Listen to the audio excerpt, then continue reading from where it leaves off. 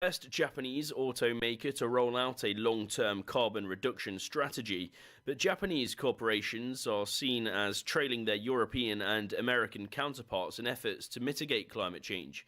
Here's Phoebe Amoroso with more. Honda has asked its suppliers to cut CO2 emissions by 4% every year compared to fiscal 2019, starting from fiscal 2025. It also reportedly plans to request a timetable from suppliers as to how they will work towards the net zero 2050 goal. Toyota has also issued a request to suppliers to cut emissions. However, it faced criticism during the COP26 climate talks last week when it decided not to sign an emissions pledge, saying the commitment would be difficult. Over to the UK now, where the cost of living has risen by 4.2% over the past 12 months up to October. The surge in prices is the fastest in over 10 years and is largely down to the increase in the price of gas, energy and second-hand cars. And finally, UK Prime Minister Boris Johnson is under intense scrutiny today from parliamentarians as a row over MPs' second jobs continues to engulf Westminster. Here's Benji Hire in London. It's a difficult day for the Prime Minister. After facing questions in the House of Commons, followed by a debate, he's then in front of a liaison committee hearing to discuss ethics in government, before an evening with party backbenchers where dozens of his colleagues will be raging about how his plans could leave them out of pocket. Mr Johnson's proposal is a ban on MPs accepting paid work as parliamentary advisors, strategists or consultants, and a new rule that MPs outside work should be within reasonable limits and should not prevent them from fully carrying out their range of duties. It follows former Minister Owen Paterson stepping down after he was found to have broken lobbying rules, which in turn led to the uncovering of other examples of MPs taking second jobs. Labour leader Sir Keir Starmer wants a ban on all second jobs for MPs with very limited exceptions. From bureaus worldwide, this is FSN. With FSN Spotlight, I'm Simon Marks, looking today at what happens in the event that Russian President Vladimir Putin invades Ukraine. The United States has reportedly been warning its European allies that the possibility of that happening is growing, with Russia maintaining a substantial military force along its border with eastern Ukraine. But how far specifically would NATO go to defend Ukrainian sovereignty? That question was put to the Alliance's Secretary-General Jens Stoltenberg by Jonathan Swan for the Axios on HBO television program. So I met recently President Zelensky and I once again expressed our support to Ukraine's territorial integrity, sovereignty and the fact that NATO... You know that drives him crazy when you say that, right? He wants real meaningful protection against Russia. They were promised NATO membership back in 2008. Nothing's happened. It's wrong to say that nothing has happened. They are not become members, but first of all, we have strengthened our partnership. We are working much more closely with them. But you won't defend them, obviously. Ukraine is not part of NATO. I know, I understand Meaning Ukraine is not covered by our collective defense clause, our collective Article 5. NATO's Jens Stoltenberg speaking to Jonathan Swan of the website Axios for its weekly program on HBO, and suggesting that if Russia were to invade Ukraine, there would be no automatic or immediate military response. With FSN Spotlight, I'm Simon Marks. To recap our top stories, authorities in New Delhi have announced a raft of new steps to control severe pollution levels in the city. Honda has set a net zero CO2 target by 2050 for its whole supply chain, according to local media. The cost of living in the UK has risen by 4.2% over the past 12 months up to October. And finally, UK Prime Minister Boris Johnson is under increasing pressure as the nation's sleaze scandal continues. That's the latest feature story news. Chris Jones reporting.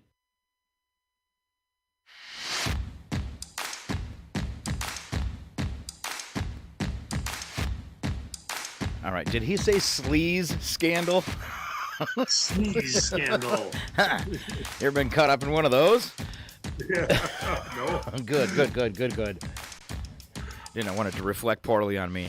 Now you should probably ask the same question. Here we go.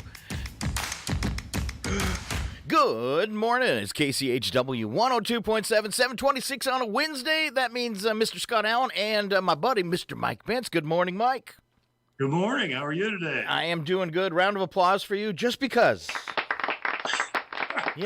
Yeah, I got out of bed. All right. Could you hear that, by the way? The I applause. did. Okay, good. Because nothing's been working around here. Well, it's like you're getting old. It's been Attack of the Computers. With the music from Attack of the Tomatoes behind it. Okay. Yeah, it's been ridiculous. I just had visions of the plant and the little shop of horrors eating your computers. Yes.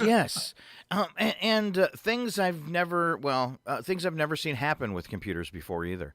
And yesterday, so we have a delay, so you can't listen to the radio live while you're doing the show. So once you start, and you're pretty much committed for the hour and 45 minutes. And as soon as the show was over, I did a few things, and I flipped over when I leave the room. I always put it on monitor so you're actually hearing the radio in case there's a problem. And I turned it on to static. and I don't usually have my phone with me in here because I don't want it ringing and the text going off. But when we go off the air, everybody starts texting me, And so then the big question was, were we even on for the morning show today? So I just had visions of the old days when the TV went to static. Yes. Kind of the same thing. Yeah, and that's when you turn the dial over to live, and that's all you hear is static. It is, your heart kind of sinks, and you're like, and the adrenaline kicks in, and it's panic mode, Right. And a computer just, all of our computers run 2 to 3 sound cards, and one of them just said, I'm going to just erase everything and just stop. Just out of the blue. I mean, if I would have clicked on something, it might have made sense, Right. or clicked on several things. But and once you set something up like that and you don't go back to it for quite a while, and then you don't remember what you did, especially with the streaming and all the settings and stuff. So it's like, all right, I put this together 2.5 years ago. What did I do? And you start following wires, and Little Post-it notes everywhere. yeah. And then you find a couple that was a mistake to do it that way. Well, last week, we had Jason Perrin, the school superintendent, on. Yes, and I was so impressed that he, within like minutes of you harassing me and making fun of me, he started to do it too. That's right. I mean, for somebody that came in, and he's a really nice guy. He is. I mean, he really is. And kind of buttoned up though to begin with. Yeah. It really got into it. He's a school superintendent. I expected him to be a little stiff, but he was a lot of fun. He was a lot of fun. Yeah. Well, they. I said before we got on the air, we had 37 views last week, and it just dawned on me that's when Jason was on. There you go. So and then and then I talked to a few people around town throughout the week, and you know what the number one comment was? What? You are old. You remember a party line. Oh. And you guys had no idea what it was. No, I did. I did. My sister in Deer Park, Val, that does Tuesdays, she was on a party line because they're outside of Deer Park until like 15 years ago. So, I mean, you thought it ended in the 70s? No, not for Deer Park. I mean, it was and maybe it's 20 years, but it was quite a while after party lines were unheard of. I hadn't noticed anything like that since I was a child. And when my sister moved to Deer Park, they had a party line. And then they had it for years. And if you were it's Deer Park. And if you were in Loon Lake, it was either satellite. That's where I would. It was either satellite or dial-up. I mean, even when there was high-speed internet everywhere else, he still had dial-up. That was your choice. Yeah. Well, I remember when the first dial-up came out, it had to be, we were in Kirkland. I'm going to say late 80s, maybe. Ooh. And and we were so excited. Uh-huh. I had to switch to Starband, because I couldn't. That's one of the really old internets through satellite. One of the first ones, and I was doing radio shows, and you can't do it on dial-up.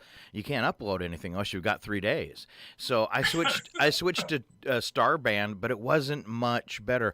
I would do my work, and then I would upload it to radio stations, and I would literally wait for hours for it to get done, and I'd have to plan my work that far ahead of time as to, in case I had any problems whatsoever, that I could still deliver the shows on time, even with the satellite internet. It was super well, slow. Loretta and I were talking about that actually a couple of days ago, and we can remember when it took 5 hours to download Mary Poppins for our grandkids to watch with a 2-hour show.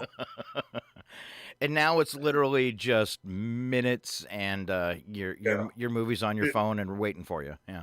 Yeah. Well, it's actually even live streamed. I mean, so it's really no delay at all. Yeah. If you've got high-speed internet. So, yeah. But anyway, it's cold out there this morning, Scott. It is, but it does look like a nice morning. We're going to have some clouds and some sun this morning, with more clouds this afternoon, high around 40. Just a 1% chance of precipitation, so we won't even count that. 27 for an overnight low with clouds. They're not going to hold in much of that heat. Now get this, tomorrow afternoon, daytime high of 40, and they are saying snow showers with an overnight low of 32, so it could get actually slushy. Yeah. Drive accordingly, because everybody forgets. It's been 9 months. How do I drive in the snow? That's right. I don't know. Punch it. Well, 17 degrees outside this morning. Ooh, that's too cold. Exactly. That's too cold. I went out last night early, I think it was 9, and there was already frost on the car. I was like, yuck. So you were out stalking the town again last night? I was. It's kind of cool because I got the whole downtown to myself. I can walk right down and it's Chihuahua, so I mean, after 8, maybe 8:30, you can pretty much walk right down the dotted line down the middle of the street. Well, we had and I'll talk about it a little bit, but we had that creative district meeting last Thursday night at the brewery. Uh-huh. And when I left at a little after 8, and I'm facing east on Main, there was one car. There's always just that one car sitting there on Main Street at night. Right. It ruins my photos. Yeah, so I was gonna do. What are you photoshopping out? I was gonna do a video with the Christmas lights and the lights around the trees, and just walking down the middle of the street singing, "He's got the whole world in his hands," and not bother anyone like I just did. All right, 40 and a rain-snow mix for Friday, 30 for an overnight low, 60% chance of precip. For your weekend right now, Saturday, 38 and 30, and Sunday, 40 and 29, cloudy both days, and both days with a 15% chance of precip. So nothing major after the next couple days coming our way. They are going to get some snow in the hills, so if you live in them there hills, be ready. All right. You got the tower fixed for the winter, right? Dude, why would you even say that to me? Okay. All right. I won't. I'll keep it. Well, it's too late now. Yeah. Can you go back and get the delay? I think I do. But, last year sailed right through it. The year before, I don't know, about $1,500 in cat trips to the top because you couldn't drive in there in anything. It's really, you can't even do a snowmobile, or it has to be something with cat tracks, because you can start out at the bottom, which is about, the road's maybe 3/4 of the way up the Browns Lake Hill, and you can start out there on gravel, so you're not going to drive your snowmobile there.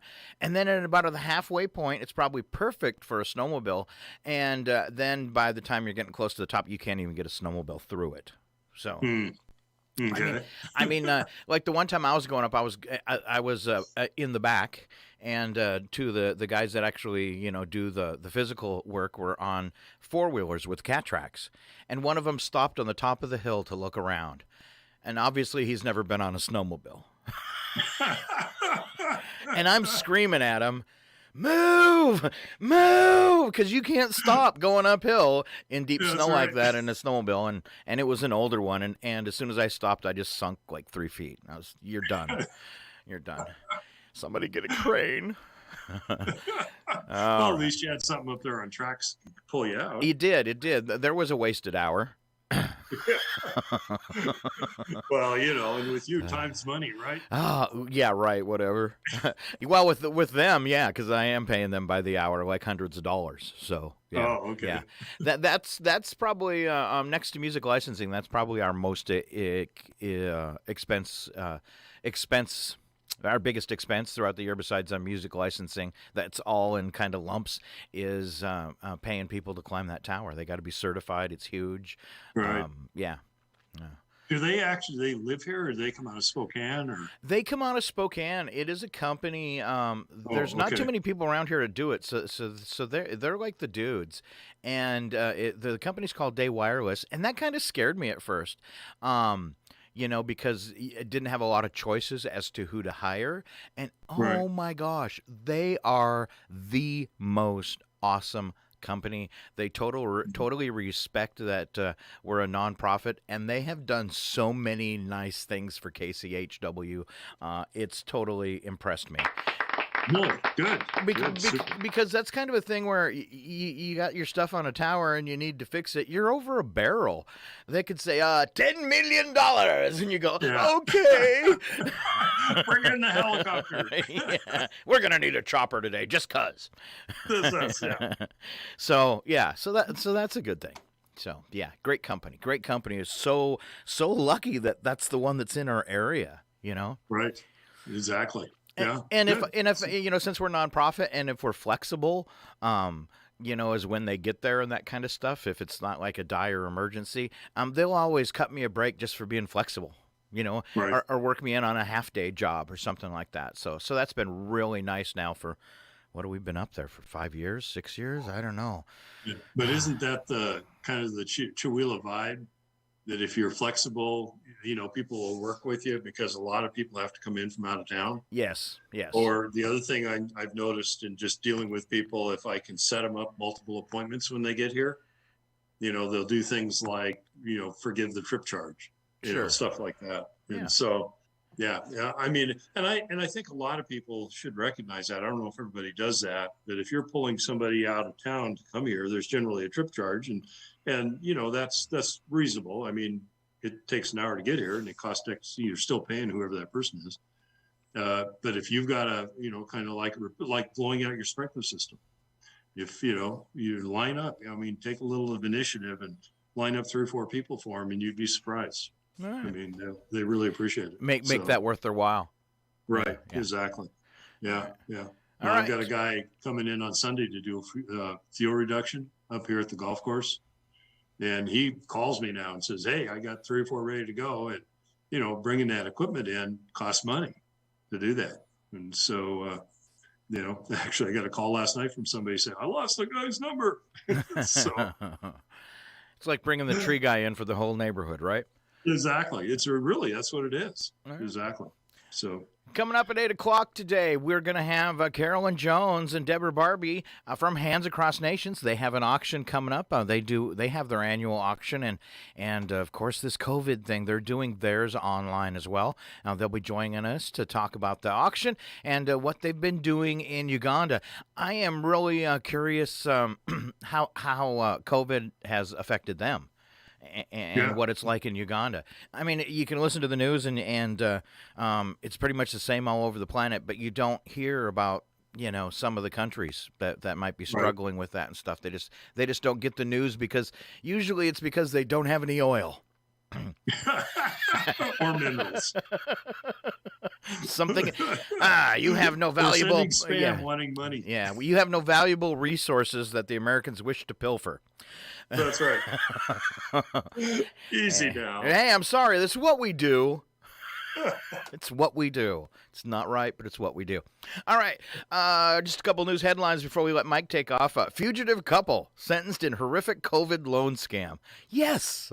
I'm not going to do the story, but yeah, there's a lot of COVID loan scams going on out there. Oh, yeah.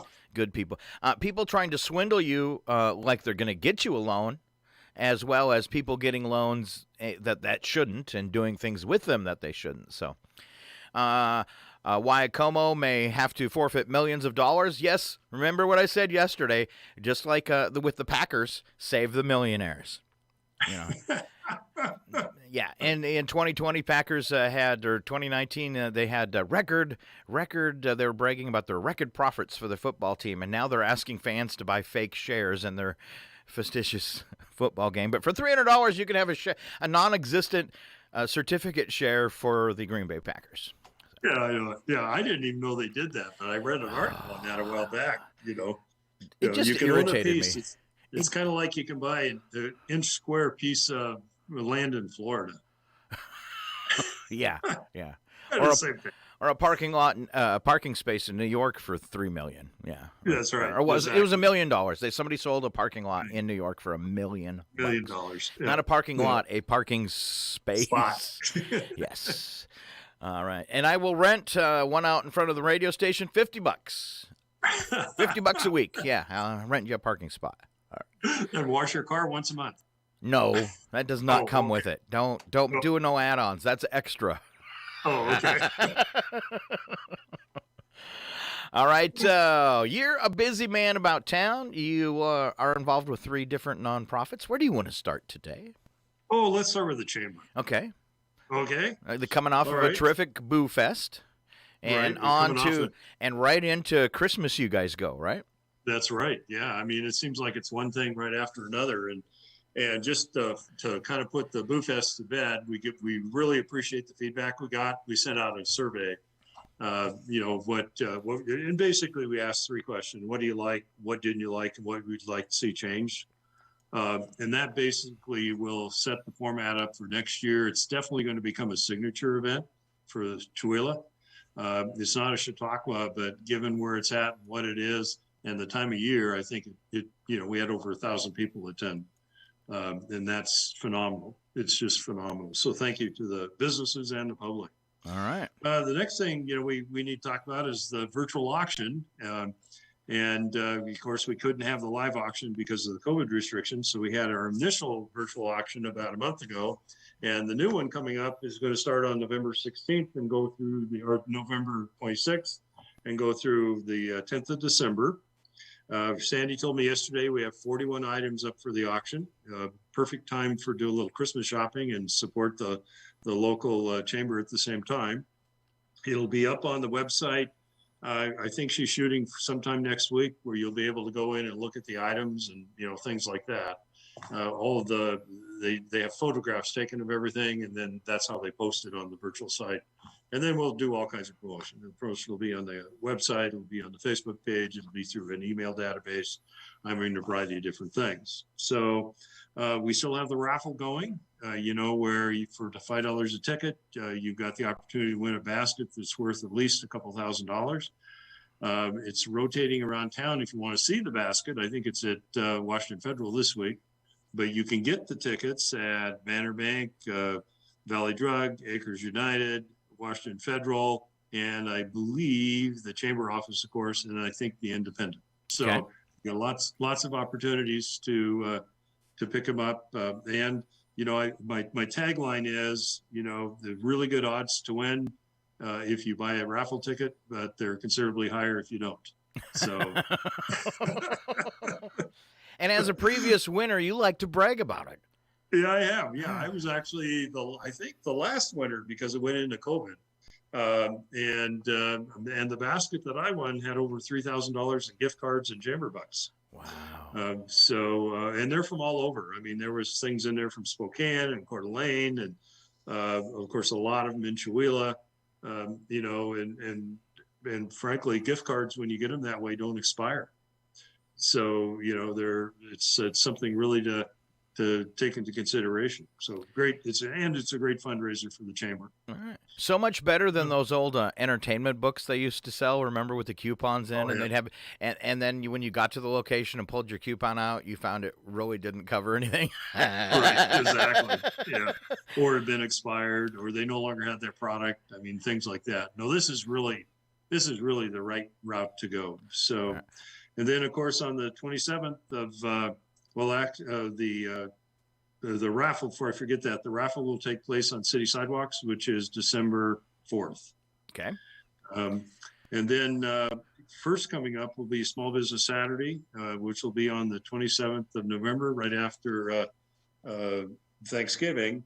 And it's a little bit different this year because last year City Sidewalks and Small Business Saturday kind of started at the same time just because of the dates that happened to happen in November. This year you're going to have 2 opportunities. We're the chamber is going to be promoting shopping local, which we do a lot. So, help out those small businesses that help you. And I read something the other day. It made a really good point. When's the last time a Lowe's or a Home Depot or an Amazon sponsored your kids' baseball team? Never. Never. So, so that'll be coming up. And then, of course, City Sidewalks. City Sidewalks will be on the 4th of December. It'll go from 10 to 3, and they're going to have all kinds of screaming deals. That's kind of the tagline they do all throughout town. And Sandy's there again, putting all that together. We'll start seeing postings on what some of those are. And it's really not a city sidewalk sale. It's a city celebration of the holidays. So we're going to have a Mr. and Mrs. Santa Claus, I think are going to, from what I understand, are going to be in the garden center there at SETI's. So you'll be able to take pictures and things like that. There'll be carolers around town. I heard a rumor, although I'm not sure, that the town crier will be back. And so it's really Who was it last time? The what? Who was the town crier last time? Well, our friend Bud Evans. Okay. I knew it was somebody cool. I was just trying to remember. Yeah. But now that he just came off an actor being in those one-act plays, he's got his chops on. Oh, yeah. So, but yeah, I mean, it's kind of the beginning of the season, and it's kind of there again. It's a signature event that's been. I think this is the 6th or 7th one. Since they started it, it's right up there. So a lot of things going on at the chamber. And actually, right now we're the marketing committee. We're starting to work at January, February, March of next year. So I think one of the things that I really, really want to thank is the people behind the scenes that get things done. And I want to thank the marketing committee, and specifically, Brandon Hanson, Kat Brooks, Joan Thompson, Andre Trudeau, myself. I know I'm missing something. Diane Evans. You just thanked yourself? Yeah, I want to thank myself. Because there's a lot of work that really goes on behind the scenes trying to get these things, up and running, and then of course making sure they happen. So moving on. Hold on. So a big round of applause for all those people that worked so hard to put it together for fun in Chihuahua, and then a round of applause for Mike. And then let's just go ahead and do a round of applause for me just because. Okay. Okay. All right. Can I move on now? Yes. Okay. All right. Creative District, just real quick. There's not a lot going on per se yet, but we last Thursday evening, we had our first gathering of artists and makers, the entrepreneurs at the brewery. And of course it was raining, pretty hard Thursday night. So we were kind of curious of what was going to go on, but we had, I think, 15 people show up, which was a great turnout. So thank you to all those who were able to make it. And in fact, one of our guests coming up at 8:00 was actually there. Right. And then, but out of that, we decided to go non-corporate. And what I mean by that, we decided not to make it a structured meeting. It's just kind of more of a social event, so people got to know each other and we could talk to people and listen to what they felt their needs and concerns were as far as that part of the community is concerned. And it went really, really well. We got 12 or 13 items we're going to start building on as a kind of a portfolio of things we can do to help out the artists and the small business community, the entrepreneurial type person as we move forward. We made a decision we're going to continue these pretty much on a monthly basis, and it'll be hosted like the next one's going to be at Mountain Market and that type of thing. And so it really ended up being a great event. I was supposed to have the information on the new grant actually on the 15th, but I haven't heard anything yet. I know it's out there. So, that once I get that, of course, I'll bring that up. And the gathering, I forgot that we had people come to Chihuahua. They're artists from Loon Lake to Colville. Oh, really? And I was really surprised. And I asked the lady I was talking to from Colville, I said, so why are you here? And she goes, Yeah, and I love this, Scott. You'll love this because Chihuahua's a happening place. Oh, I knew that was going to be it. Because, well, I'm sorry I have friends in Colville, but when I say Colville, I go, eh. Yeah, I mean, it was just a great event because when you do something like that, especially, on a Thursday evening and it's dark and dreary and storming and, you just don't know who's going to show up. I heard they changed on the other side of Colville, like it'd be the west side, I guess, kind of. When you're coming into town, anyways, from like Kettle Falls, there's a sign of it that says "Welcome to Colville, Chihuahua, just 22 miles ahead." Sorry. I kind of like that, actually. I'll see what I can do. Okay. Well, and then I've been running across this line for a while, and I really like it. And, and this really is, kind of going towards Prairie District, but it's for Chihuahua as a whole. And I love this. It says, Christmas is not in danger. Because right now, all the ships. Supply chain, yeah. Supply chain. It says, the work of local artists and makers is not stuck on a dock in a shipping container. That is a good idea. Really? This is an opportunity to shop local. Help your local artists live their dream. All right. I wish I was smart enough to think of that, but I thought that was really good. That is pretty clever. I'm going to start figuring out how to theme that, I guess. But so moving on. All right. Didn't you? Oh, yeah. You got the restaurant up there, too. That's another nonprofit, right? Right. Yeah. Well, it's a not-for-profit. Not-for-profit. Those are two different things. I mean, so. It's good to point out. It's good to point out, though. Yeah, it is. It's good to point out that, what it means is anything that's a not-for-profit just means all profits go right back into the organization. They're not distributed. So that's what that means. So, the Rusty Putter, we last weekend, we started offering our homemade pies, thanks to Brittany. And you've had one of those. Remember, I delivered one last year to you. Pie. I think you got the Fireball Cinnamon Pumpkin or something. It was apple something. Apple something. Yeah. Okay. And so those will now run for at least through the end of the year. And right now, the current offerings are Fireball Pumpkin, the Bourbon Pecan, and some. What are you laughing at? Why are you putting alcohol in my pie? Well, because it cooks out. Oh, okay. And then a chocolate pudding something or other. Forgive me, I can't remember the name of it. Chocolate pudding beer. Just kidding. Chocolate beer. But you can pre-order those for pickup. All you have to do is either email rustyputter@chihuahuagolf.com, or you can call 509-935-6807 extension 4 and leave a message because they're only open Friday, Saturday, and Sunday. Okay. And Brittany was telling me the other day that when I first rolled that package out just to the database and Facebook and things like that, they've already got over 100 people ordering pies. All right. So, yeah, and they are $15 a piece. They went up a little bit from last year. Welcome to the world of inflation. But they are all homemade on site. They're what they'll do is they're coming in on Thursdays now, where the restaurant's not open on Thursdays, and start baking the pies so you can pick them up on Friday, Saturday, or Sunday.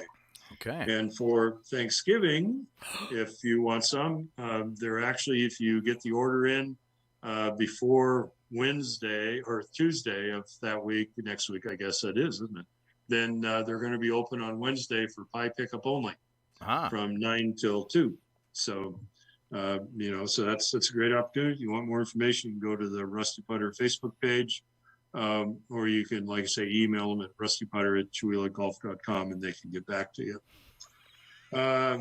Farmers Market, since is got their Christmas fair.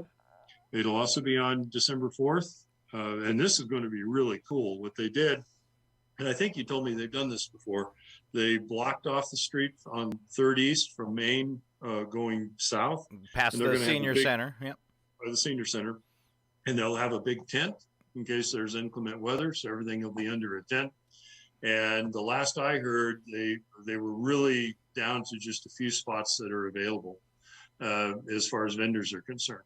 So, and that'll be in conjunction with the city sidewalks. And I mean, there's just, just a lot going on the 4th. So be downtown. A beautiful little Christmas celebration in Chihuahua. It's always That's right. very nice. Yeah. And if that's not enough, are you ready for more? Yes. Okay. On December 3rd, which is the Friday before, and this is no longer a secret, they're going to have a appreciation event for Mayor Knaus in the Civic Center from 2 to 4 in the afternoon.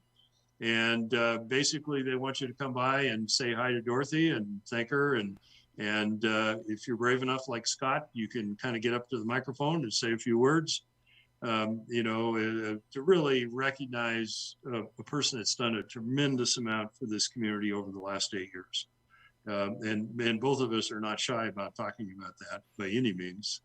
No. And then from there, Dorothy's going to do the Christmas tree lighting, over on the corner of Lincoln and 395, the new Christmas tree they put up. And they're going to have a celebration over there. It'll be tinted.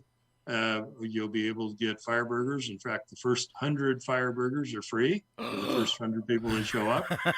And then carolers, hot cider, hot chocolate, that type of thing is all provided. So we're really looking for a great turnout for both. So I think we got you covered, Scott. Wow. You got something to do for the Wow. next couple of weeks. Wow. That's amazing. But you had me at Fireball Pie. And then you had me a second time at Free Fire Burger. So if I get you Fireball pumpkin pie and I get you some free fire burgers, then we can get you out of your cave so you can say hi to people. Okay. Do I? Okay. Really? I have to leave my cage? I don't know about that, Mike. All right. It's more like a glass prison. Glass prison? That's what I feel after the past 2 years in this building. I kind of feel like I've been in jail. Yeah. Well, I think you're not the only one. I mean, I termed my life today as I'm a zoomie. I decided I was going to, I came up with the idea, I'm going to break out of this jail and I'm just going to go somewhere. I don't care where it is, even if I just drive there and drive back. And then I went, yeah, there's going to be COVID there too. So you drive 500 miles to do nothing. Yeah. Well, it's just, but it's all outdoors. It's all fresh air. And frankly, based on Boo Fest, it's nice to get out where people are smiling and actually talking to each other, and instead of feeling like you're caged, I guess, for lack of a better term. I went out and caught the end of Boo Fest, and someone gave me a hug, and that was amazing. Yeah. It's like, somebody just hugged me. Is that safe? I don't know. I want to do it again, though. All right, we've got guests waiting in the waiting room, or should we call it the green room? Deborah Barbie and Carolyn Jones are going to join us in just a few minutes after news. Taking us there to the top of the hour, though, as we always wrap up this segment, we pick on Mike. Uh-oh. Yep, and there, my thing didn't start. Let's try it again. We pick on Mike. Yeah, there we go. Buttons. The following program is closed captioned for the thinking impaired. Oh, that's Mike Bentz today. Oh, it is. I'll ask you a bunch of Maybe I questions. need to run outside and get I want to have them shocked by answered the cold. immediately. All right, so we want them answered immediately because we have people waiting. So no dilly-dallying with your answers, okay? Okay. There are more than 90,000 of these in the U.S. each year. It is not a good thing that happens. Man. Takes a lot of resources. I'm amazed Fires? I'm amazed 90,000. Wow. Yeah, All that right. doesn't surprise me. All I mean, right. years ago, I read an article where it said they were picking on mobile homes. They said 1 out of every 4 fires are a mobile home. And then I've responded, but that means 3 out of every 4 are regular residents. So, Yeah. I feel safer in the mobile home now. that's right. All right. For fighting wildfires, California has 60 of these. For fighting wildfires, California has 60 of these. Yes. Well, it can't be helicopters. They'll have a lot more. I'm going to say mules. Mules. We use mules for fighting fire. Right. Well, they pack stuff into the backcountry. Okay. No, they usually just jump out of an aircraft. The smoke jumpers. Smoke jumper? They only have 60? No, I'm not talking about that. Isn't the answer. I'm just saying. Okay. I don't think they take donkeys in because they jump out of airplanes. But that'd be kind of cool if the smoke jumper jumped out of an airplane into the forest fire with a donkey. Okay. So the state of California only has 60 of these. Yes. Yes, and you skipped the right answer, so I'm going to give it to you. Aircraft, both fixed and rotary wing. Oh, really? Yeah. See, I think it'd be a lot more. I would have thought so, too, especially the way that state burns every summer. Right. Yeah. Exactly. Well, kind of like us now. I wonder how many we have in Washington, because it's getting bad here, too. Yeah. All right. This is going to be tough for you, Mike. Women were asked if they could change one thing about their man. What would it be? So many choices, right? Because we know what we get in trouble for. That's right. I'm thinking haircut. You know what? You got it right out of the chute. It is a haircut. Wow. Well, so how's your woman? But what they didn't ask is, what if he doesn't have much hair to cut? That's what I'm thinking. Mine's pretty easy. Oh, Now your hair, you can kind of do anything you want. I mean, someday I expect to see you with an afro. Oh, I do that sometimes when no one's looking. You can pick out all those curls, and it stands straight up. In fact, when I woke up this morning, remember the band Flock of Seagulls? Yeah. I was ready to fly. All right, there you go. Good job, Mike. Another round of applause. You want to thank yourself for doing a good job? Thank you. All right, we come back. Deborah Barbie and Carolyn Jones, Hands Across Nations. Stay right here. It's Northern Lights Public Radio. We are KCHW 102.7.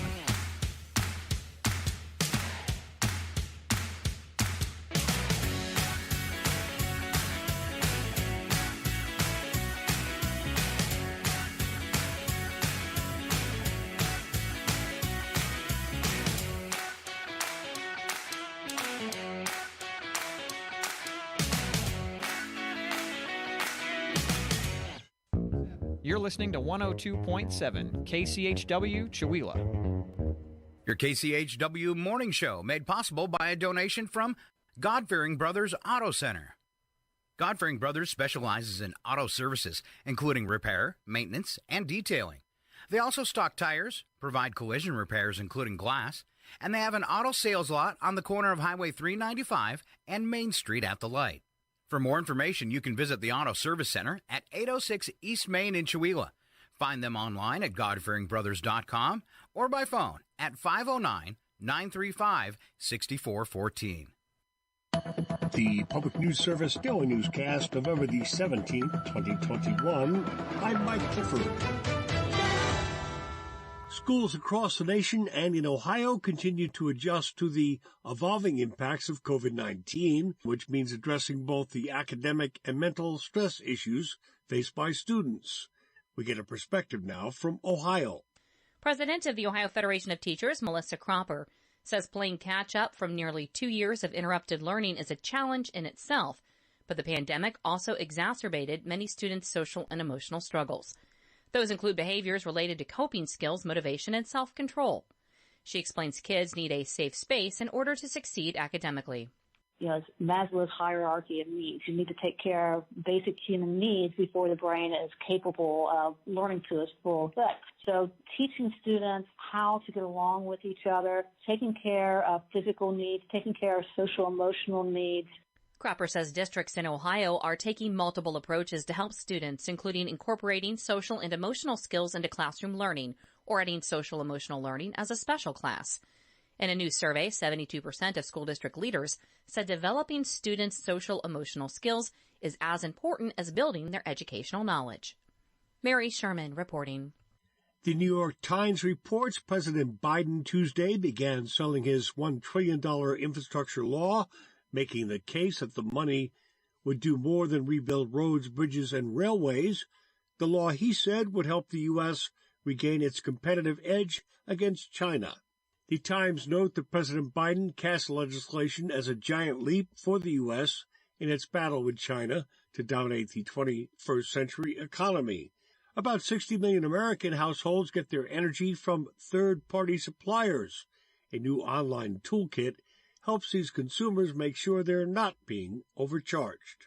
Many don't realize that gas and electric suppliers in Maryland and other deregulated states offer so-called teaser rates. The charges start off low, but end up increasing over time. According to Tammy Bresnahan with AARP Maryland, she points out door-to-door salespeople from these suppliers target seniors, immigrants, and low-income neighborhoods, often those who can least afford the higher rates. What they're doing is perfectly legal. However, after like a 3-month introductory rate, the cost goes to a variable rate. And what we've seen in some cases that the rate will go 5 times more than what they would have been paying if they would have stayed with their regulated utility. She warns most people sign up for the bargain rate, then forget about it until they notice their bills have increased. I'm Diane Bernard. Maryland is one of 14 states, including New Jersey, New York, and Pennsylvania, that have deregulated both gas and electricity. This is PNS. The U.S. House expected to vote on the Build Back Better Act as early as this week, and groups that have vowed to fight climate change are pressing for bold action. Suzanne Potter has more for Soundbite Source. In Georgia, the coastline is projected to erode as sea levels rise, and agriculture is already being affected by the changing climate. Almeda Cooper, Georgia field coordinator for the Moms Clean Air Force, says warming temperatures are even threatening the state's famous peach crop. There was a report that was issued a few weeks ago saying that if climate warming continues on the trajectory that it currently has without any abatement, we might not even be able to grow peaches in Georgia, and that's our state symbol. The Build Back Better Act would provide energy-efficient rebates and tax credits that backers say could save households up to $500 a year. And a grassroots organization that stands up for family agriculture in Montana is celebrating 50 years this week and looking toward defending the state from new threats. More on that from Eric Teodolf. Northern Plains Resource Council holds its 50th annual meeting on Friday and Saturday. Friday's keynote speaker is Catherine Hayhoe, a climate scientist and chief scientist at the Nature Conservancy. She says it's important to talk about shared values when speaking with people about climate change. You have to start where people are at. Start with what matters to people. Is it their farm or their land? Is it their kids? Is it the fact that they're passionate about fishing or skiing? What is it that they love? And for me, a big part of why I care is my faith. I'm a Christian, and that's why I care about climate change. Session topics for the meeting include methane gas plant proposals in Montana and corporate consolidation in agriculture. Folks can register for the meeting through noon on Friday. Another session at that conference will explore North Plains history. Finally, our Mike Mullen tells us with the holidays drawing near, foster families in Iowa are encouraged to maintain close connections with older teens no longer in the foster care system. In Iowa, when a child placed in foster care turns 18, the state considers them an adult, and they're faced with new responsibilities in managing their life. Danette Morgan of Lutheran Services in Iowa points out there are bridge programs they can turn to.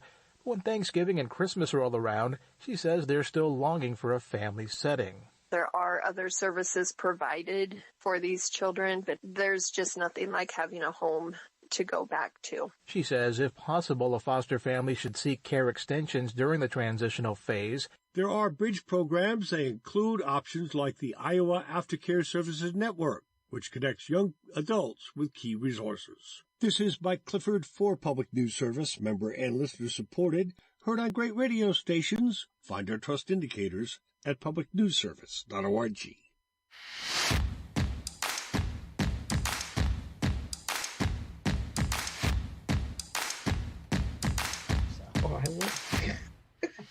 We can hear you. Hello. Hello, are you there? Here we are. All right. Mike hates the intro music. I don't know. It's something about the drums. It scares him. Yeah. It takes me back years. All right, here we go. too far. KCHW 102.7. We are back live, 8:11. Thanks for hanging out with us this morning. YouTube, Facebook, our website. Of course, we stream video there too, 24/7. And sometimes there's no one in the studio. It's just like some cool sponsor information on the screen. But it is another way to listen to the radio. And of course, in your car, on your desktop, wherever at 102.7 FM. Thanks for being with us this morning. Special guests, welcome back. It's been a while, and we're saying hello again as we've teased earlier today. It's Carolyn Jones and Deborah Barbie from Hands Across Nations. Thank you for being here, ladies. Woohoo! All right. Glad to be here. Now it's your turn to break into song. No. I Not like quite. Maybe a few years back I would have done it. I like how Deborah almost sounded, when I talked to her yesterday, almost panicked for you, Carolyn, when I said we're back in lockdown because of some COVID problems, so we can't have people in the studio. And she was like, well, Carolyn doesn't like this Zoom thing. It doesn't like me. Yeah. And you were trying to remind me, you had problems last time you... Oh, yes. All right. We were all set up the day before, and it didn't happen on the day. So I'm glad Debbie had it all set up for me. So, Debbie, I didn't know you were a technical computer mastermind.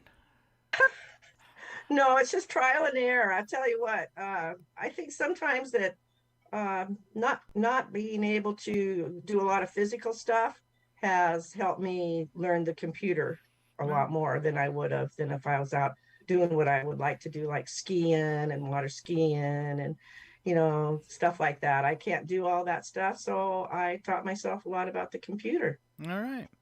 Well, Scott, you got a new tower climber. Yeah, that's what I know. I was right. I was thinking computer skills. I need that. So, all right. And I'm surprised, Carolyn, with the time you and Keith spend in Uganda, that you guys aren't Zooming.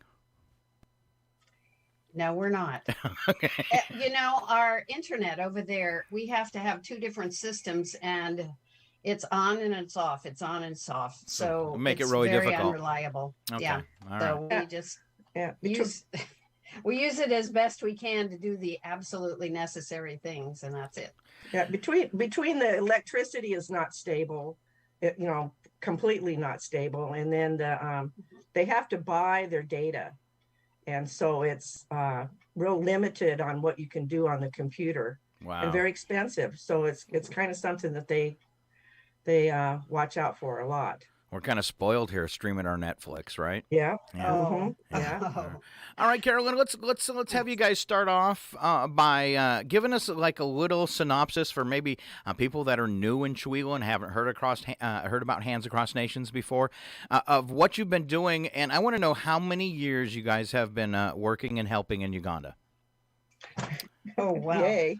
Well, I'm going to start with that first. The first time I went was in 2001. Okay. And I've been going every year except one since then. So it's 20 years that we've been there as a short-term missionary for a while. And then in 2013, my husband Keith and I started to go full-time. We have a house over there that we've rented since that time. And so we've mostly been living there instead of in the U.S. Sure is good to be back home, though. It really is. And I know you guys have done a variety of things, from teaching to read in prisons, digging wells, all sorts of stuff. Just give us a few more of those things that you guys have done in Uganda over the past 20 years now. Okay. Well, I'm a physical therapist, and I did medical physical therapy in a hospital there. We also started a sewing school for 40 women that were in a war and didn't have any way to make money, and it's still going. And it's running independently. Yes, it's independent. That's wonderful. We're not doing that anymore. And same with the orphanage. Yeah. Wasn't there? Well, I was part of the orphanage starting, but I wasn't the mover and shaker in that. It was someone else. Okay. But they're still going. And the prisons, we started in one right in Lira where we live, and we're now in 12 prisons. There are only 2 more in the whole Lango subregion, which is a tribal region where they only speak Lango, most of them. And so We wrote primers. We had to write the primers because there was no primer for that in their language. And we're also teaching English. When I say we, it's the people we've trained. We've trained teachers, and then we've also trained people to train teachers. So it should be pretty much self-sufficient by the time we leave there. It's the kind of that domino effect, isn't it? Once you teach one person to sew, they can teach someone else to sew. Once you've taught one person to read, they can teach other people to read. So yeah, go ahead. The other things we're doing with the lockdown, we weren't allowed in the prisons for a long time, so they kept on going by themselves. And we had many people who were starving who came to our gate. So we did a food distribution program. And even were able to go out into the villages. A funny story is the government did not want us to buy the food and give it directly to the people. They wanted it in their storeroom, and then they would give it out through us. But we knew what would happen to it.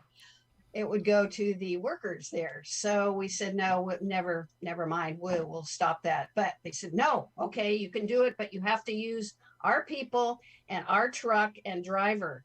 Well, we had 3 broken down cars and no vehicles at all. So we were going, yahoo. Yes. It was great. God just provided for us. And we did that quite successfully. Also, over the years, we've helped people that come to our gate. And that's what Jesus says to do, is we don't want to walk over people who are starving or are broken. So we've had a lot of people who've been in accidents, been hit by cars or motorcycles on the road, and we've gotten them surgeries and watched over them, cared for them, and paid for their surgeries, which aren't near what they are here. And we teach them all about the love of Christ for them. We're doing it because God loves them. We love them because God loves them. And they're turning to the Lord, and then they go and help other people. So it's a continuing thing. Which is quite beautiful. It really is, because these are the least of these. And we work with lepers, we work with the disabled.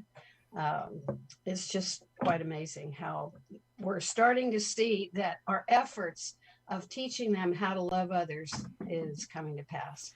So how does, go ahead, is that Mike? I have one other thing that our people have translated the Bible into their Lango language in an easy to read form. And we have edited it and printed some of those books. We haven't finished that yet as far as printing them, but it's all translated. In fact, one of the translators just died this past week at 87. He made it through for us. And so we're really grateful to them for doing that. Right. See Good. how that goes. So one of the things Scott and I were talking about was if you've had to redo the way you do things because of COVID, because the assumption is it's everywhere, of course. Mm-hmm. So what changes or what challenges have you had to deal with over the last couple of years? Oh my, it's been rough. It's been real rough because the schools have shut down. Pretty much everything has shut down except the market. People can go to the market, but we weren't even allowed to have more than one person on a motorcycle. We could only have 2 people in a car, so we couldn't get out there and do much of anything that way. We were on foot, or we would ride one motorcycle. And I'll tell you, I can't drive a motorcycle. I can ride on one, but I can't drive it.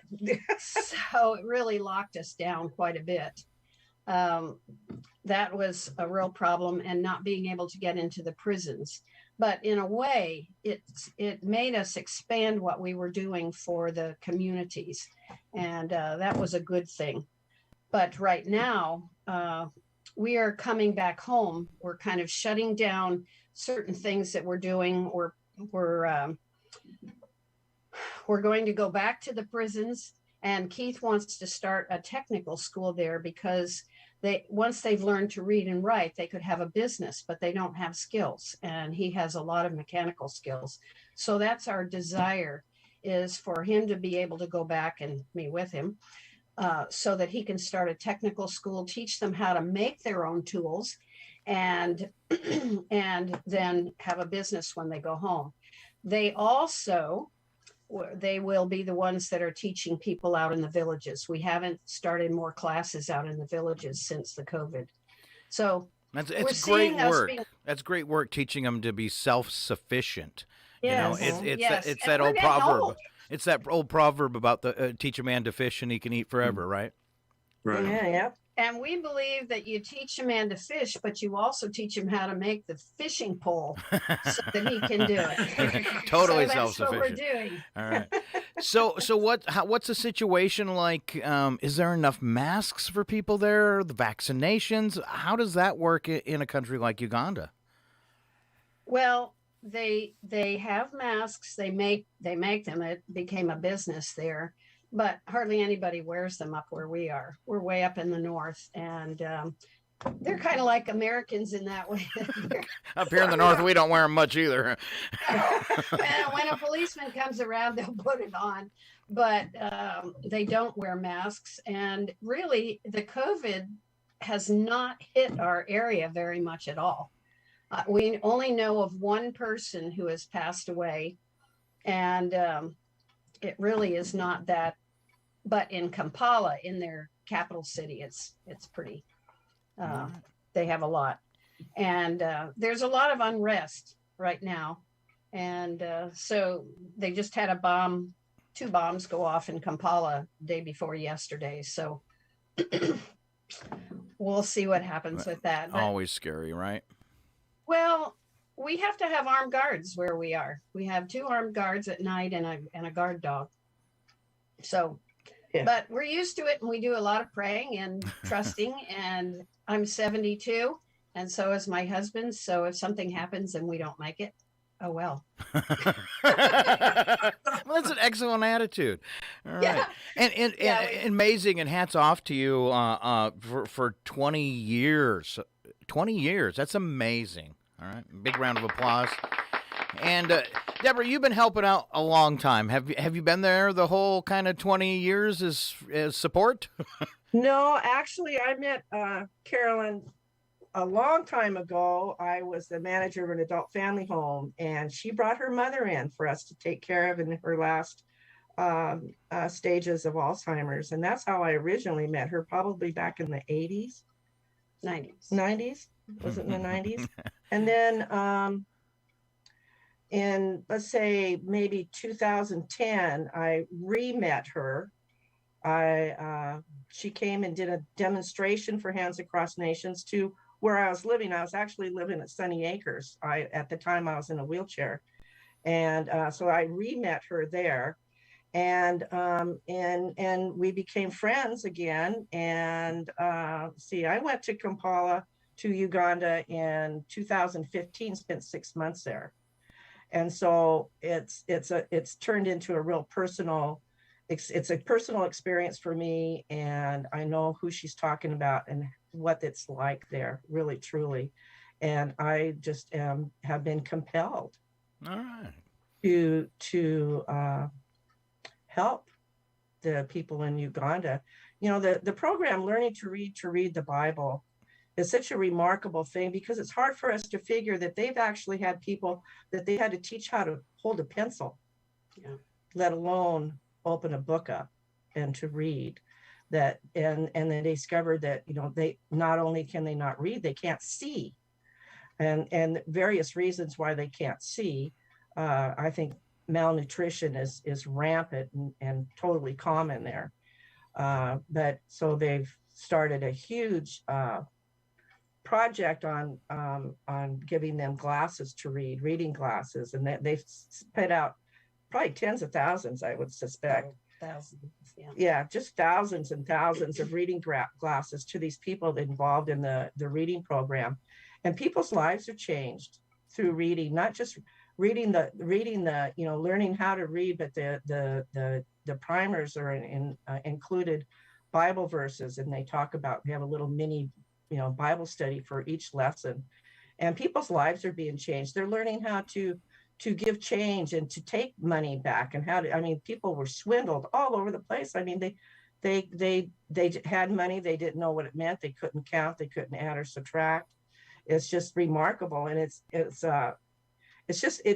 just like warms my heart when I think about some of these, especially women who are second-class citizens in Uganda, in a way that you can't even envision what it's like, to be able to have that opportunity just to be able to read the Bible for themselves, because the Bible is not common. What is common is preachers all over the place telling women what the Bible says, so you can kind of figure what's going to happen there.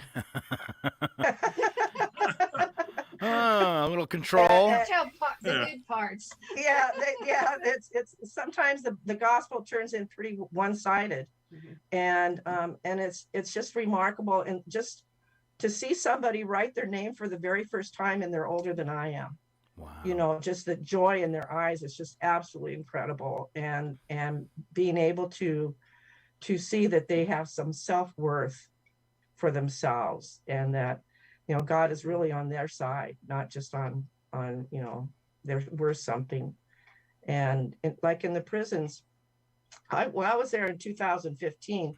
The was the year that they started going into the first prison in Lira, and the guards remarked after a couple months of them having the lessons there that the amount of violence had dramatically decreased in the prison, and they attributed that to the lessons that they were receiving.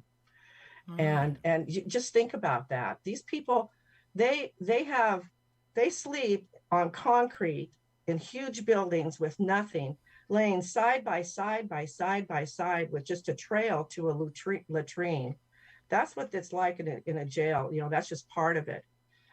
In Uganda. So these people are just dehumanized in a way that you only read about in books. Yeah, and Carolyn has shared before on the show of how corrupt that system is over there too. Oh yeah. All right. Yeah. Well, so one of the ways that you fund your fantastic work over there is through your annual auction. And unfortunately, the past couple years, it's made it a little tougher. Last year, you guys were online too, weren't you, with the auction? Right. Mm-hmm. Yeah.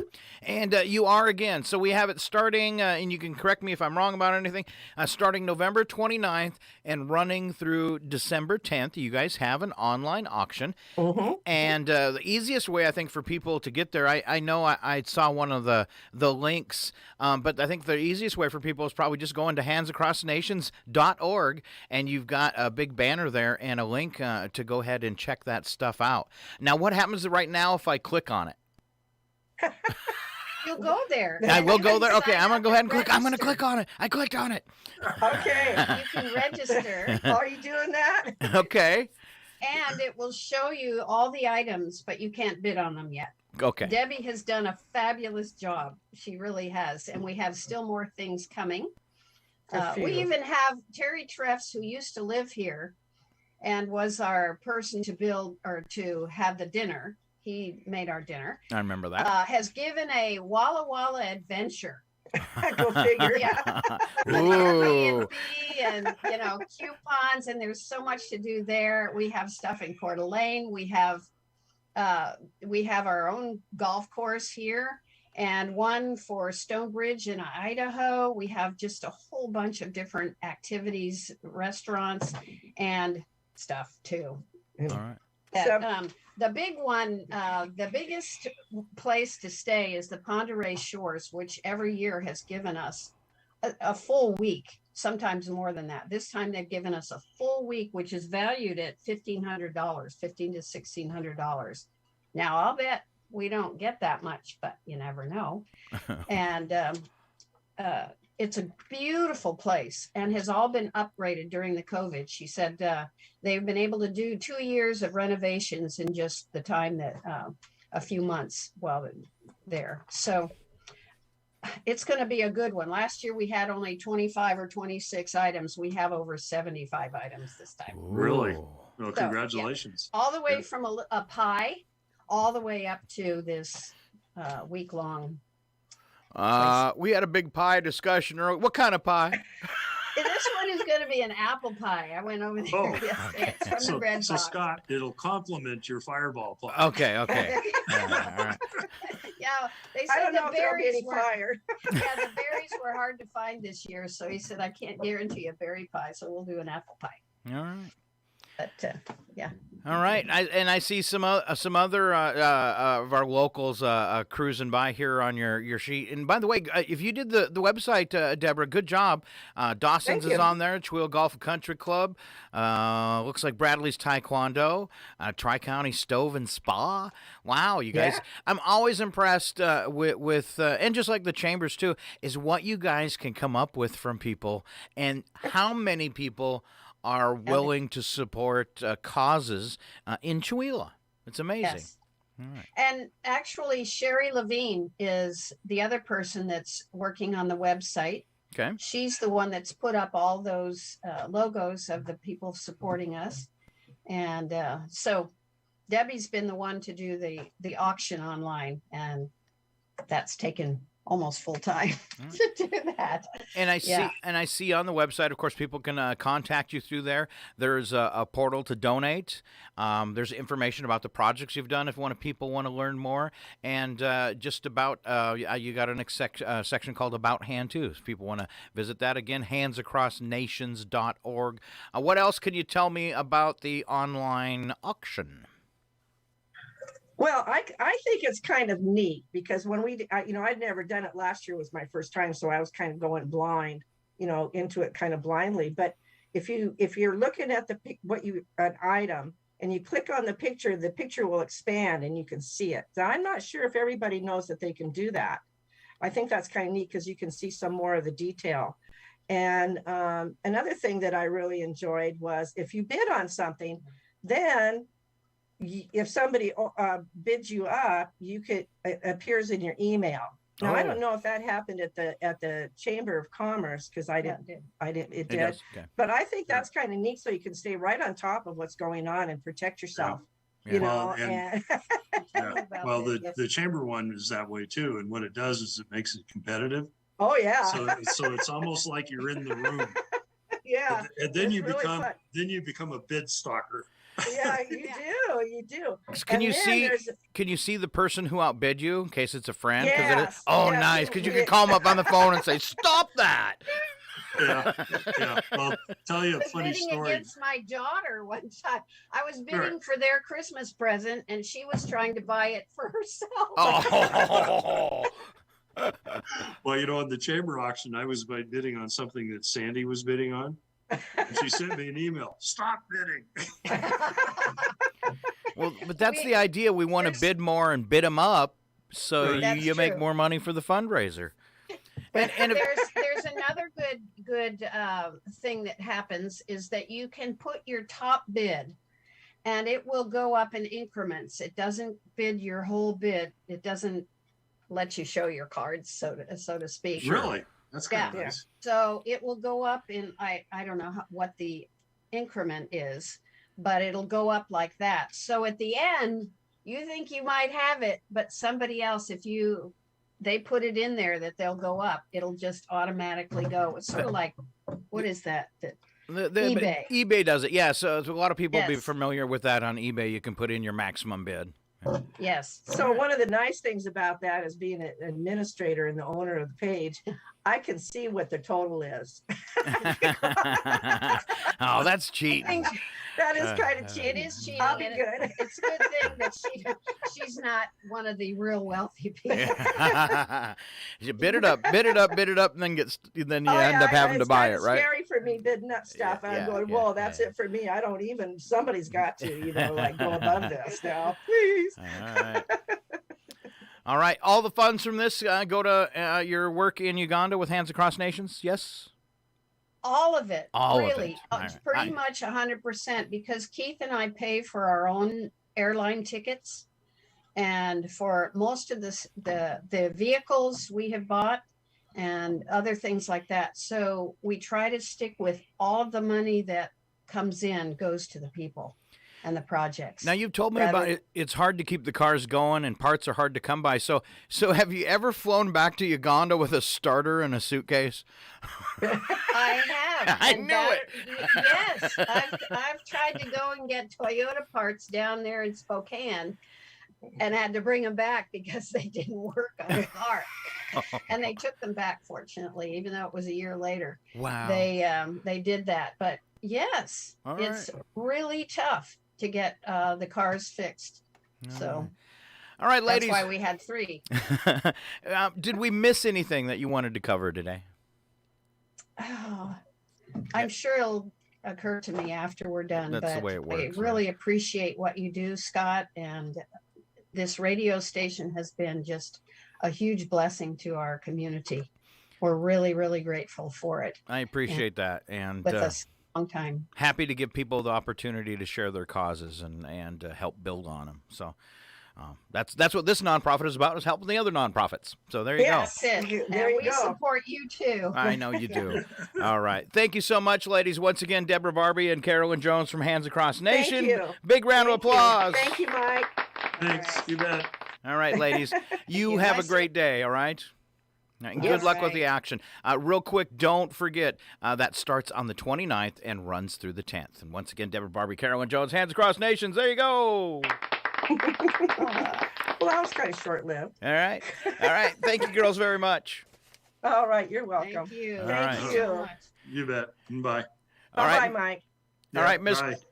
Bentz. Hey, Scott, when are you leaving? What are your plans for leaving? I have an exit plan of the end of March. And I'm like halfway there with people replacing me, so it's looking good. So, because that's my main goal, is to fully retire and have locals here continuing what we started. So, and I'll still be available, for consulting and help and that kind of stuff. I might even keep doing a show. Who knows? Because with today's technology, you can work from anywhere. You can do that. Yeah. That's it. All right. Thank you, ladies. Thank you. All right. Okay. Bye. All right, Mr. Bentz, are you ready to move on with the show? I am going to roll out our local birthdays for today, and will you catch us up with some celebrity news there? I can do that. All right. So for today, looking at Wednesday, we have a birthday for, Russell Smith, anniversary, Dale and Linda Storer, and Haley Gonthier having a birthday as well. Oh, sorry, that was last Wednesday. I knew it sounded too familiar. Well, it's okay to have 2 birthdays. His brain is gone. All right, today's birthdays are Ronnie Lindquist and Michaela Smith. There you go, just 2 of them. Round of applause for them. You know them, you love them, you see them around town, point and laugh, tell them we were talking about them on the radio. All right, celebrity birthdays. To find out who he doesn't know, we go to Mike Bentz. Well, you know what? What's that? I know everybody on this list except for one. Okay, that's really good for you. You're doing well. Yeah. All right. Now, most of them are over the age of 50. That's why you know them. That's why I know them. So let's start out with director Martin Scorsese. Oh, that's a hard name to say. I'm glad you got it. He's 79 years old. Okay. He was the Godfather one, right? Yes. Yeah. I'm pretty sure. Yeah, that sounds right. Okay. And the lady that's got the gap in her teeth? Mike. Cameron Diaz? No. Oh, someone else? It's not Cameron Diaz? Okay. No. Lauren Hutton. I remember Lauren Hutton. All right. 78, really? Wow. Okay. Yeah, really. I'm getting old. You're getting old, aren't you? I know. I hate that. Yeah. Well, you think about the old, Saturday Night Live producer Lorne Michaels is 77. Wow. For some reason, I thought he was going to be a lot older than that. I would have too, just because Saturday Night Live's been on for like 40 years now. That's right. It's been around forever. Oh, and your doppelganger. Oh, really? Danny DeVito is 77. Really? My doppelganger? I couldn't pass that up. All right. Okay. Oh, Stephen Root from King of the Hill and News Radio is 70. All right. And then RuPaul is 61. Didn't you once dance with RuPaul? I think I did back in the 80s.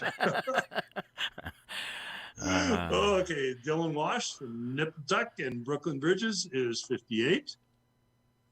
Daisy Fuentes is 55. I'm really doing well on these pronunciations really, these you are. today, aren't You're I? awesome. Yeah. Except for Dylan Walsh. Yeah.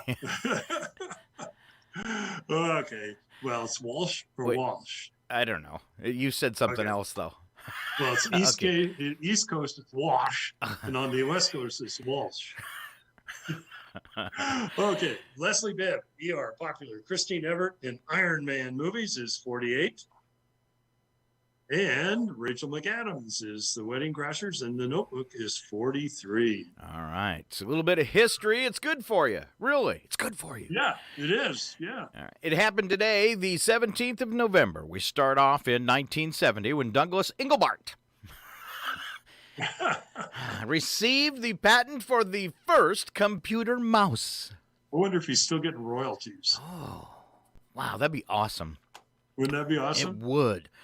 Let's see. 1996, Tampa, Florida packaging distributor introduced Biofoam, a new grain-based packing peanut more environmentally friendly than styrofoam peanuts. Biofoam, which smells like popcorn, it does, was originally developed as a snack food, but it didn't sell.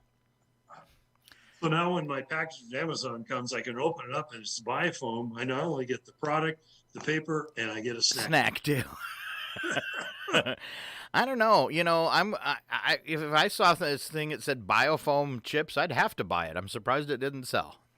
That's right. Exactly. All right. We're going to skip the story about Monica Lewinsky and move on to 2003 when Arnold Schwarzenegger was inaugurated governor of California. See, now you could have used me as the doppelganger there. Oh, you are, yeah. You're just not on it today, guy. You're like you are kind of like Arnold Schwarzenegger. I like that. Yeah, and somebody was commenting. They go, "Why is the chair in the studio so tall?" And it said, "So I look like I'm the same height as Mike on camera." All right, 2004, Kmart announced it was being bought by Sears for $11 billion.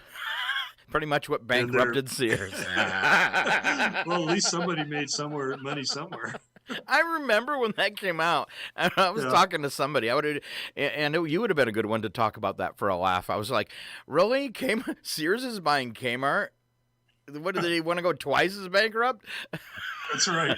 Because they were already in trouble, and then you hear that they're buying Kmart. It's like you're in trouble, and you're buying a store no one shops at anymore. Think about it. That's right. Yeah. Well, and I think 2 weeks ago, the very last Sears store finally closed. Well, no, there's still that one in Colville. No, that's a Sears home appliance store. Oh, not a retail. Okay. So kind of like the franchisee thing. I got it. Right. All right. Exactly. They used to have one in Deer Park too. You know. Out there by Rosie's, you know where that little complex is. Mm-hmm. Yeah, but no, the retail side, the shopping mall side, finally was gone. We used to have a little Sears store here for a time. And really? If memory serves me right, so the Napa building was originally Safeway. Okay. And then I think it was a Sears. I could be wrong. Some of the older timers could gear me on that one. And then it became a Napa. But that was our original Safeway. Can you imagine that? Really? No, Yeah. I heard a rumor there used to be a movie theater here too. Is that true? Yeah, that's set in where WAFAD used to be. There used to be a theater there. Oh, really? Yeah. Oh, okay. Yep. Huh. All right, 2008, speaking of theaters, worldwide box office total for Dark Knight reached the $1 billion mark. Wow. Ah, okay. And in 2013, on this day, a rare late-season tornado outbreak struck the Midwest, Illinois, and Indiana were the most affected, with tornado reports as far north as lower Michigan. In all around 6 dozen tornadoes touched down in approximately an 11-hour period, including an EF3 and 2 EF4 tornadoes, which I'm guessing are bad? They are. It's real bad. All right. Yeah. In fact, the top tornado would be an EF5. And that's like sustained winds of like 200 miles an hour. I've had to run from a couple tornadoes from being a kid in North Dakota and then living in Indiana and Wyoming. They're scary. I moved to a town in Indiana a few weeks after a tornado had ravaged a third of the town, and it was really weird when you're driving into this town and going, "Wow, there's a third of a house." It's so strange. In the 8 years I lived, in Texas and kind of north to Kansas, I got exposed to those. Yeah. And one of my memories is I was in Dallas, Fort Worth. I was actually in Fort Worth, and a tornado hit Fort Worth. And in the hotel I was in, they take everybody and they put you in the basement. And they basically, the hotel is shut down, and that's where their safe zone is. And so as I'm heading down to the basement, you could actually see the tornado kind of on the horizon. And across from us, there's this like Super 8 type hotel, and all these people are on the balcony. And I'm talking to this guy, and he goes, "Man," he says, I don't know why all those people from Arkansas are outside." And I go, "How do you know it's from Arkansas?" And he goes, "Because they're the only dimwits out there that would do that." I would stand outside and watch a tornado come in. Well, then I slept through a tornado in Topeka one night. Wow. I mean, that's scary. I got up next morning, and there's splintered glass, and there's shards that are stuck in trees. And I thought, what the hell happened? Well, we had a tornado last night. The town in Napanee where I lived and had seen that the aftermath of that tornado, the one that struck me the most was the Dairy Queen, which was a cinder block building, and half of it was missing. It literally took a one-story cinder block Dairy Queen and split it in half. That's pretty impressive power. Yeah. All right. I used to have an office in Greenwood or Green Springs, Kansas, and it got hit by a tornado. And they wouldn't let you in there, for a long, long time. And eventually I got over there, and literally the only 3 buildings left standing were the high school, the courthouse, and the John Deere dealership. Everything was just wiped out. And where our office was, the building was gone, but the safe and the file cabinets were still sitting on the floor inside, like they hadn't even been touched. It was just weird. The safe I understand, but not the file cabinet. Wow. Yeah, they were just sitting there. Huh. So, all right, let's move on to special events. Mike, what do we have for today? Well, Scott, take a hike. Okay. Because it's Take a Hike Day. I'm gonna take a hike with you, Mr. Bad Knee. Okay. All right. And this is apropos to people we just had on. It's World Peace Day. Yay! We need more of that. Oh, and one of my favorite Greek foods, it's baklava day. Ooh. Oh, have you ever had baklava? No, what's it taste like? It's kind of like a cobbler, for lack of a better term, but crispier. Oh. It's really, really, really good. We're back at almost the pie thing now. Oh, yeah. Well, and I didn't realize this, but this is my most favorite day of the year. Okay. It's butter day. Everything tastes better with butter, especially real butter. Oh yeah. I can't believe I at one point used margarine. It seems to look back at that and go, why was I eating plastic on my toast? Yeah. You remember when the tubs that they still have think them. It's butter. Yeah. I think it's not butter. Yeah. Yeah. Well, it should have given you a hint when it warmed up and it melted, and when it congealed again, it looked like fat. Yes. That's what it was. It was Fabio. I can't believe it's not butter. That's right. Okay. Well, it's Unfriend Day. Oh. Okay. All right. And then. Have you ever unfriended anybody, Mike? You seem like you're too nice of a guy to have unfriended anybody. Well, I have a couple people on Facebook. Okay. Yeah. I just got tired of their rhetoric. Oh, yeah. The rants. Yeah. Yeah. The rants or the negative aspect of things, or tearing into certain industries or people. I figured, you know what? I use Facebook. I called it fake book. Maybe that's a slip. Okay. Careful. We're on it right now. That's right. They'll be watching, and pretty soon you'll be unfriended. All right. And last one. The next one you can actually smell. Homemade bread day. Oh, yeah. Now, doesn't that bring back memories? Can you smell it? I do. Though, when I start thinking about that, I once took a tour through a Hostess factory. Ooh. No. No. By the time before I even left, I actually, because of the overwhelming smell of the bread, I actually threw up. Really? Yes, it got to me. You It know, made when me you sick. said that, the first thing that went through my mind was it built out of old Twinkies? It got really hot one day and the building melted. Melted. Mm-hmm. All right. Hey, are you okay if we go a couple minutes late? Sure. Yeah, because I don't want to miss this since we actually worked on it today before it started. You know what it is. It's the time to cook the bacon and the biscuits. Here we go. Slap some bacon on a biscuit and let's go. We're burning daylight. It's the world of strange. A world gone wacky. Out here, due process is a bullet. And some of the scariest people on the planet. I think you're bluffing. Be afraid. You know, you look mighty pretty when you get mad. It's your odd news on KCHW. Just sit back and enjoy the show. Now, Mike, I don't want to pick on you, but I want to pick on you. Okay. Okay. So you've done really good today. It's been a really good show. Would you like to thank yourself? Thank you. Yes. I just thought that was really cute when you're given a list of people you wanted to thank, and then you put yourself in. That was pretty cool. That was a slip. That's all right. That's all right. Because you're supposed to wait until somebody says, "Well, what about you?" and then they clap. Yeah, but see, I know you'd never say that. Oops. All right. Let's start off with that news attack. First part's true. Second part, always a bad joke. And Mike, will you kick us off? With the news attack? With the news attack. Not wacky but true. News attack. He does the same thing he tries to do the same thing, the same wrong thing every week. I know. I have this mental block for some reason. All right. Okay. Well, a significant storm has the potential to disrupt Thanksgiving travel plans in the Midwest through the Northeast. Where are you moving? Northeast. During one of the busiest times of the year to travel. Oh. Darn it.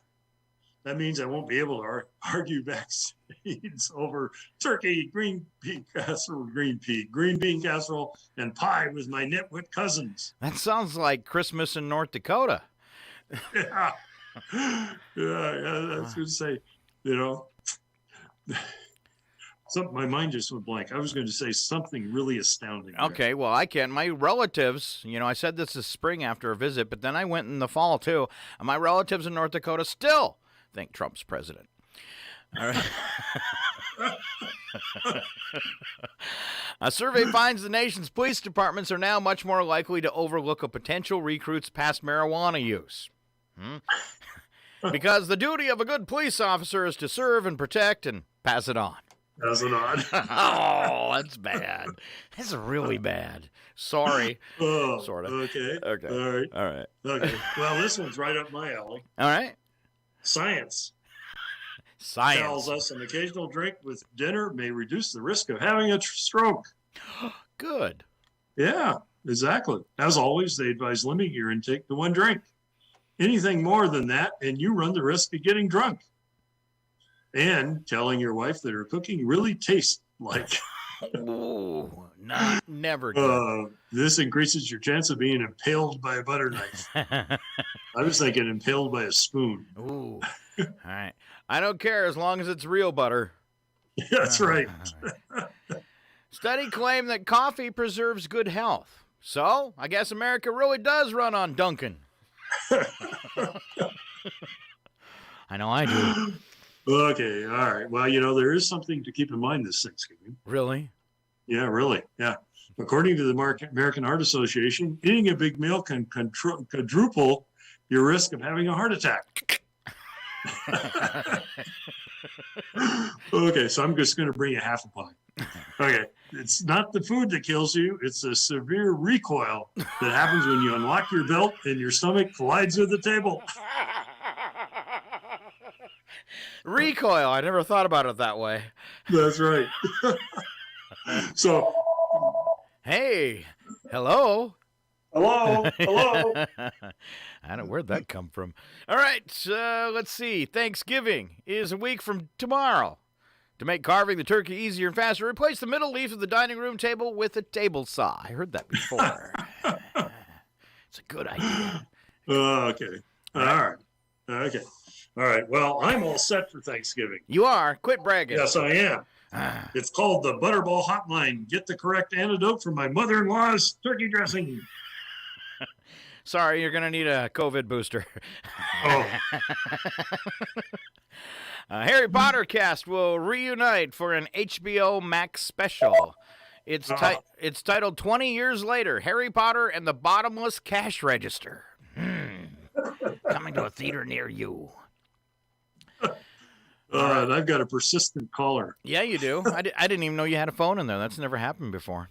I know it. Right. Well, and all I'm doing is hanging up on him. Why don't you just sit on the phone so we don't have to hear it? Okay. That'd be a different kind of message. All right. That'd be different. On to Wacky But True, and you get the first story about a deer. Oh. I do. Yeah. Okay. All right. Well, it's hunting season too, isn't it? Yes. Just Okay. about. All right. Well, on the first day of hunting season, a 10-point buck sought sanctuary inside a Southern Michigan church. Pastors at Grace Sturgis. Isn't Sturgis like in the big motorcycle rally? Yeah. Okay. Wrong state. Pastors at Sturgis encountered the buck inside the church's auditorium on Monday before it leapt through a window, then back into the wild. Okay, the video of the church posted on Facebook shows that the buck wandering around the church, Pastors Amanda and Luke Eicher and Justin Wicke erected barricades in the hallway to try to keep the animal from the rest of the church. At one point, it climbed the stairs to the balcony. Oh, that's awesome. I was awesome. I was trying to think of some lame tagline for that, and I can't. Huh. No. I wonder if it had candles on its horns. I was wondering what Jesus might say to the deer causing all the ruckus and messing up the church. And That's true. This is what came to mind. You seem to think the world is just some sort of a three-ring circus, and all you've got to do is to run around and have fun. That's the best I could do. Back to Indiana. Fighting women. 3 women were driving around. 2:30 in the morning, and I guess there's maybe some alcohol involved here, when a heated argument broke out. It was so heated they pulled over in a parking lot to settle it right then and there. Unfortunately, they pulled into the parking lot next to the police headquarters without noticing. An officer on duty heard the commotion and came out to try and calm the women down. The lady's not having any of that. You know, he probably said that thing a guy should never say to a woman is, "Can you calm down?" And that's when things got rough. They were no mood for mediation, and the fight raged on until the officer finally had to arrest all 3 women. I like that. Oh, God, that's all I need. And then I thought about this afterwards. Hey, that's a honey of an ankle bracelet you have there. All right. Skip that well, next one. Let's go to Romania. Okay. Romania. Man, my tongue is getting big. A thief snatched a bag containing $40,000 from the front seat of a car. Ooh. Now, why would you have $40,000 in the front seat of your car? Now, Scott must be out looking for donations. Yeah. Okay. Well, anyway, he jumped into a car driven by an accomplice, and they didn't get very far. It ran out of gas. Oh. Just when you thought you had a free 40 grand. Oh. Yeah, that's right. Yeah, that's in today's prices. That's about a half tank of gas. Yeah. You know, they're not so smart, but they should have prepared beforehand by doing this. Suck gas, evildoers. I hope they get a mouthful of it. All right. Here's some great parents for you in China. Their 2-year-old, they were arguing in a square when they stormed off in opposite directions. Neither one noticed they'd left their child standing there. Oh, man. Number one, you shouldn't have been fighting in front of your kids, you idiots. Local resident spotted the girl alone in the square, notified police. The husband assumed that the child had followed the wife because they'd been together before the argument began. Officer criticized the parents before releasing the child back into their custody. No charges were filed, even though they probably should have been. You ever forget? Any of your kids? No, but my wife has. Oh, you should not throw her under the bus like that. Oh. Well, she's out walking the dog. She can't hear this. Excellent. Wow, that's a rough one. Oh. Yeah, well, I got a call once. That I was actually at work from my daughter saying, "Where's Mom?" She was supposed to pick me up. Oh, wow. Oh, okay. All right. So, all right. Things that do happen. Things happen. You get busy. Okay. A thief in France broke into a home and stole the TV and some jewelry. Shortly after the robbery, the thief went back to the same house, but this time was caught. He went back. When he took the TV, he forgot to take the darn remote control. Oh, wow. Wow. Wow. Why would you do that? Why would you risk it a second time? Yeah, well, maybe because none of us can program a remote control, and he knew that one would be programmed. They are kind of tough to program. Yeah. Stupid! All right. Hey, so back to the kid on the street. Have you ever left one of your kids on purpose? Oops. All right. Animal rescuers in Maine said a man unloaded his moving van after the drive from Las Vegas and discovered an unexpected stowaway. The Avian Haven Animal Hospital in Free Domain said in a Facebook post that the man named Gary contacted the facility when he and his son opened the back of their moving truck at a storage facility and discovered a roadrunner apparently had stowed away in the vehicle before they left Las Vegas. Volunteer was dispatched to the scene and helped the father and son capture the bird. Avian Haven is looking into options for returning the roadrunner to its native habitat, which is what? Which is where? Which is where? I don't even know what they really look like except for the cartoon. Right. Well, they look like the cartoon, actually. So kind of like a skinny rooster. Skinny rooster, yeah. Yeah. That sounds like the zombie mobile. Yeah. I know what roadrunners sound like, though. Right. Yeah, all right. Our last... go ahead. Oh, I said, so from now on, every time you want to confuse me, you're just going to go, beep, beep. Hurry up. Beep, beep. Uh-huh. That was a lame joke. Beep, beep. Let's wrap it up right here. Dawson County Sheriff's Office in Georgia said a deputy was called out to capture a loose donkey. A strange thing about this donkey is it had a COVID mask on. Maybe it's really not a donkey. Maybe it's and ended up safely capturing the animal, which was actually wearing a harness that resembled a COVID-19 face mask. Oh man, I was really starting to get excited. I thought that was going to be totally better than that, you know? Yeah. Well, I wonder if it's one of my firefighting donkeys. I wonder if anybody's taken out a dog for a walk and put a COVID mask on them and their dog. Somebody probably has. Oh, Mooch! Hey, man, this don't feel right. My donkey senses are tingling all over. Oh, and then I thought about a donkey in a COVID mask. Just know before this is over, I'm going to need a whole lot of serious therapy. Look at my eye twitching. And then I thought, what if Mike was involved? Let's do that again. No. And then that's all I had. That was my last thought. Okay. All right. Well, good. All right. And then one thing to sum up today's odd news with Scott and Mike. Stop it. The both of you, you're so full of it. I just wanted to pull that. All right. It's KCHW 102.7. That is our show for today. Don't forget, thank our guests, Deborah and Carolyn from Hands Across Nation. And don't forget to support them and their auctions at handsacrossnations.org. Don't forget to support our Chamber of Commerce. They've got an auction going on, too. That started on the 14th? correct? It starts on the 26th. Sorry about that. So theirs starts on the 26th, and Hand starts on the 29th. So get out and support a couple organizations with that. Also, you may have gotten a letter in the mail from Scott, and you could renew your membership to KCHW. We're another nonprofit. And if you didn't get one, but you would like to support public radio, we would really appreciate that, and you can do it online at kchw.org or northernlightspublicradio.com. Either place you can get a link. Just go to the memberships page. All right. And just pay no notice that it still says like 2020, 2021. Just haven't updated. Same form.